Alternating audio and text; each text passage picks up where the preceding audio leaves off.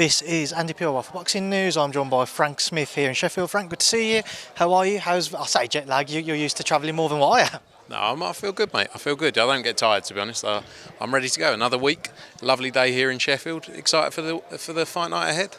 Isn't it crazy? He's come back from America and we've got better weather here than what we had over there. Yes, Atlantic City was rather cold, to be honest. That -6 5K run that I didn't complete, he's not going to go down as the best one of the year. Now you know why I don't join in on those runs, Frank. But here we are, Dalton Smith, one fight away from world titles. How important, not just important, but how much of a risk factor is there at stake now that Dalton might overlook the opponent in Whittaker-Cameron, and he has to stay focused and ensure that doesn't happen? Yeah, look, I think Dalton's a true professional. I think he showed that in his fight in January. You know, the aim for that fight was always to go and win the European title. That's what he did. You know, here he's now about keeping momentum. He'd had a long period out of the ring, obviously, where he hadn't been, you know, had injuries and couldn't fight. And now for us, it was always about getting January out of the way and straight back in here just 3 months later or 4 months later, you know, with a big fight. And then sets up a huge opportunity for him to challenge for a world title. Really such an early stage of his career, when you think about it. What he's done, but what he's shown and the performances he's put in have got him into this position. So he deserves that opportunity. You know, he can't look past Whittaker-Cameron. It's definitely a step up on the opponent of January.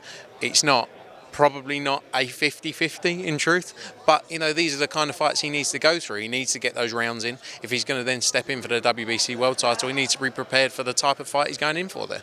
Given the more recently improved and developed relationship with those over at TGB and PBC, are you confident that provided Dalton comes through on Saturday, a deal could be reached for the Puello fight without needing purse bids? Yeah, I think so. You know, look, we had that fight against Jaron Ennis on Saturday. We've worked well with TGB and, you know, the PBC guys for a number of years. Eddie's very close with Louis the Cubas Jr.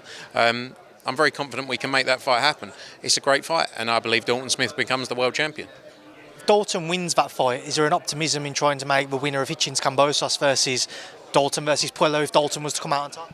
Yeah, for sure. You know, look, I think he wants to unify as quickly as possible. He wants the biggest fights. He wants to take the real tests, and that's what we'll be seeing.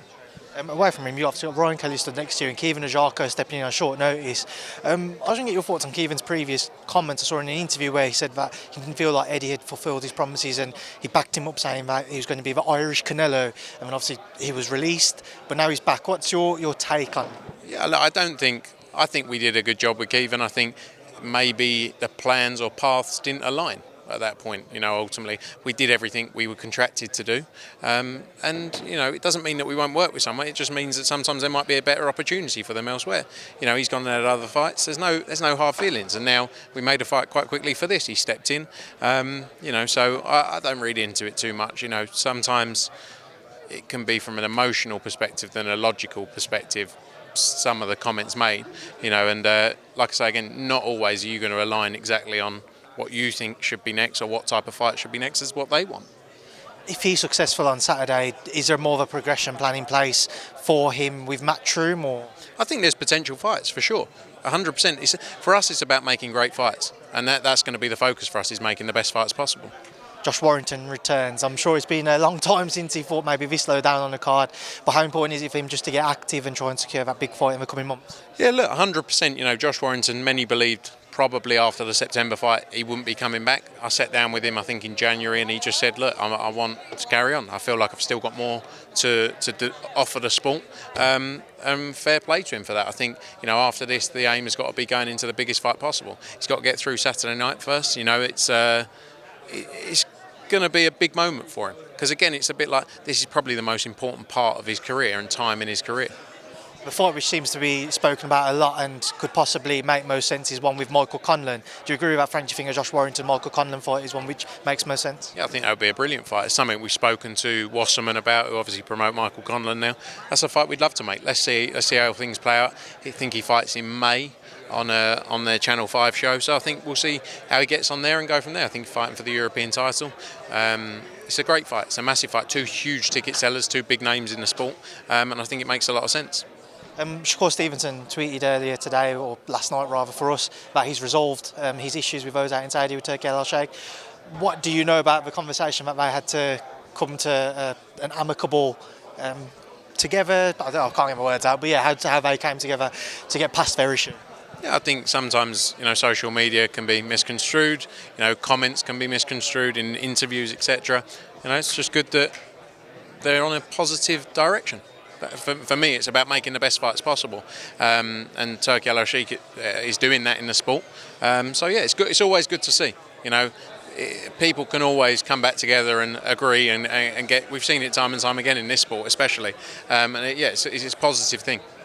Obviously last week, Eddie was saying that the fight between Shakur and Zepeda would take place now away from Saudi's involvement, but given that they seem to have patched up their relationship, is there a chance that Turki Al-Sheikh looks to put on Stevenson versus Zepeda again? Yeah, possibly. I'm sure anything's possible. He's been delivering the biggest fights in the sport, as we know, and that's a massive fight. Whether that takes place in the US, we've seen obviously Ring Magazine shows taking place in the UK, US, so let's see how things play out for the summer. Ennis Stanionis, just look back on what was a tremendous performance, Frank, from Jaron. Yeah, tremendous performance, as you say. I think with, here he is, look at him. Bloody hell, you look well. You're coming in. You're coming in to spoil my... All right, big. Don't talk better than me. I'm not. At least I've got better tan. I thought you'd have a better tan coming back from where? You've been Florida. You've been on the bed. Been on the bed, haven't you? Sheffield sun, isn't it? That's what it is. It's nice out there, isn't it? It's beautiful. We weren't yesterday. Yeah. Weren't yesterday. Well. Yeah, thank you. Ready to go? New drip. Yeah.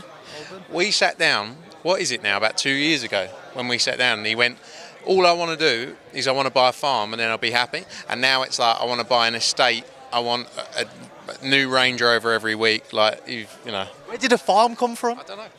I've always wanted the one. Not to be a farmer. I just want an house, some land. That'll keep me. I'll never be bored then. Yeah, but back then it was like, just get me my farm and I'll be sweet. And now it's like, I want a farm in 10 different locations, But he's close to winning a world title. Exactly. Ambitions grow as age grows, eh? So you're rubbing shoulders with wealthy people like you, Frank. Mate, me? Yeah. I'm just here as, I'm just here to come and be as part of your show. How many more O's are you demanding on the end of a contract to get that farm in Dalton? Quite a few more. There's never enough, Frank. Yeah. Never enough. Yeah. I'm underpaid. Yeah. Underpaid. I'm only joking. Dalton, I'll come back to you in a bit. I'm just going to... I'll come and wrap up with you in a minute, Dalton. I'm just going to finish off with Frank.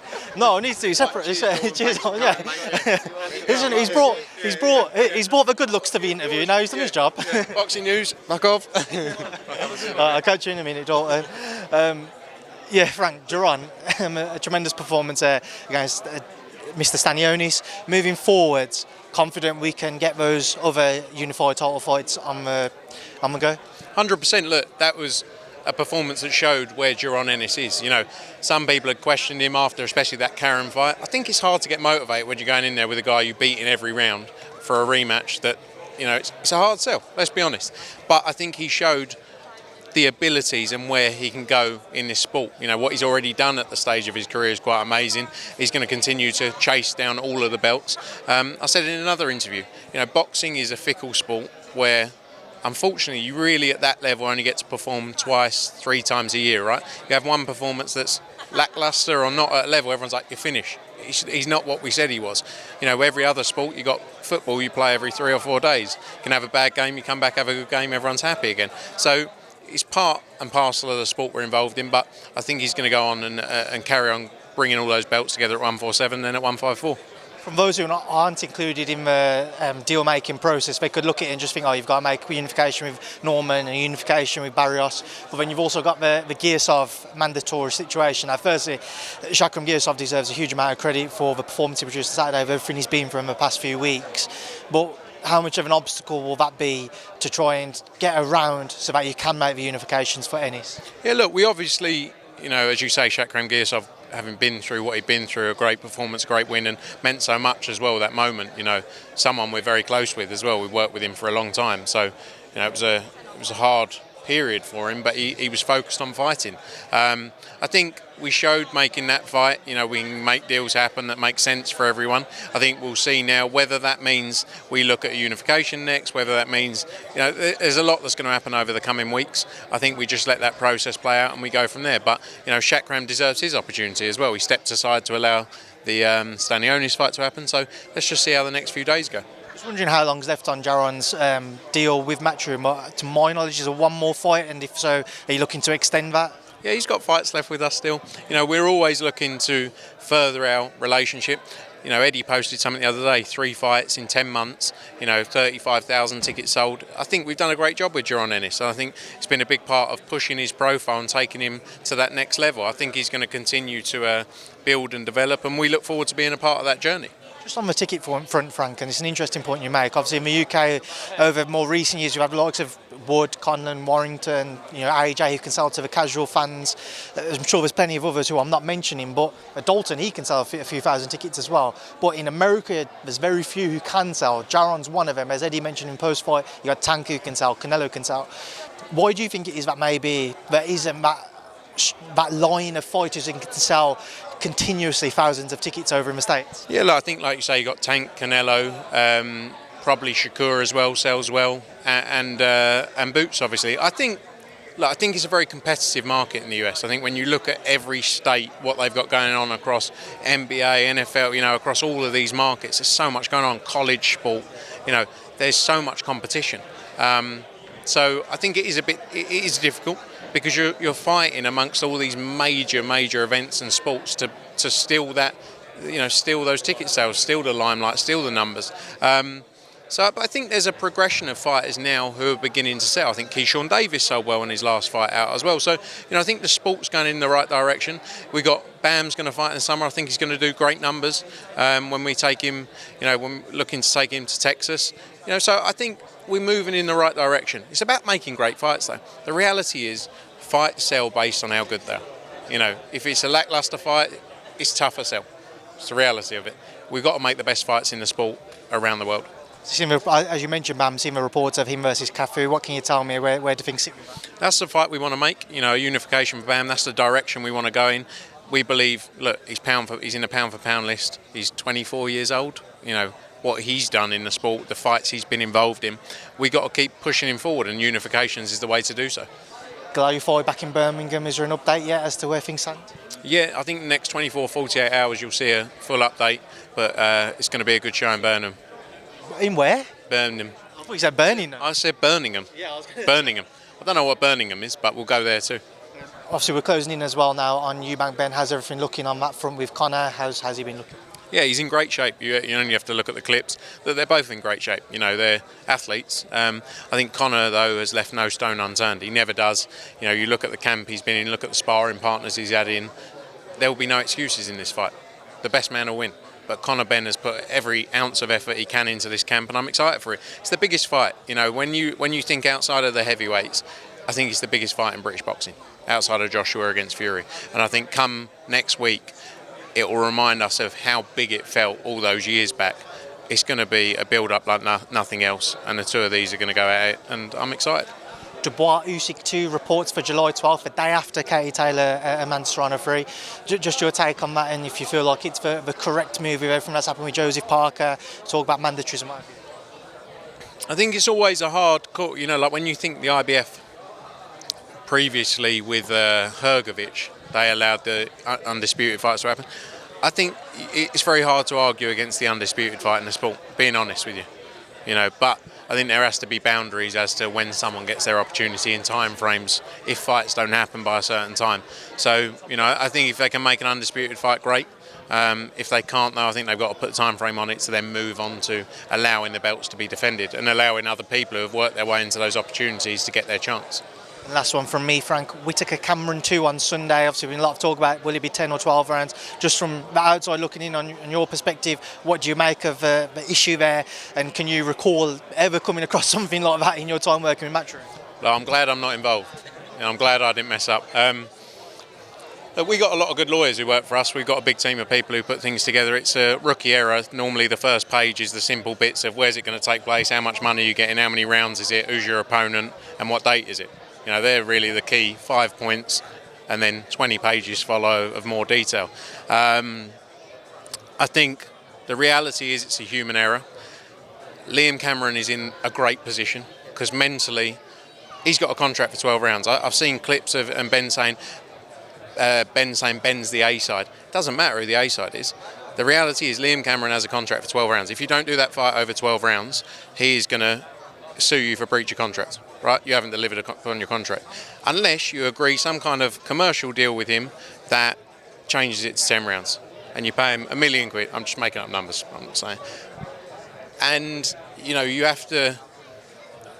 can sit there and go, I made a mistake, but really this should have been dealt with in the background and sorted before it even got to this point. And the problem is you throw yourself even further under a bus when you say it's all done, and then Liam Cameron and all his team are coming out saying, I haven't agreed anything. You know, so I'm glad I'm not involved. You know, good luck to him. Good luck. I feel bad for both fighters, really, because Liam Cameron signed something, but actually Liam Cameron's in a good position. He's in the best position. And Ben Whittaker, they've just embarrassed, really, in truth, because Ben Whittaker has also got a contract for 10 rounds, and they're ruining his career, really.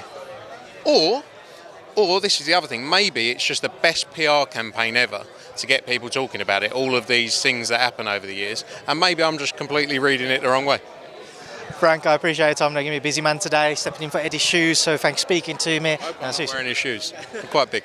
Cheers, Frank.